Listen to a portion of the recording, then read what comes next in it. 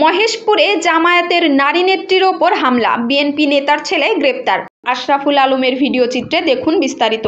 ঝিনাইদহের মহেশপুরে জামায়াতে ইসলামীর রোকন ও নারী নেত্রী হাসিনা খাতুন এবং তার কর্মীদের ওপর হামলার ঘটনায় বিএনপি নেতার ছেলে সোহেল আহমেদকে গ্রেপ্তার করেছে পুলিশ।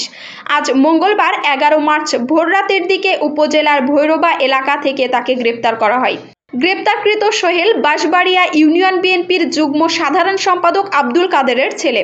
গ্রেপ্তারের বিষয়টি নিশ্চিত করে মহেশপুর থানার পরিদর্শক সাজ্জাদুর রহমান গত 9 মার্চ কুল্লাপাড়া গ্রামে জামায়াতের কর্মী সভায় নারী নেত্রী সহ বেশ কয়েকজনের ওপর হামলা করেন স্থানীয় বিএনপির নেতাকর্মীরা।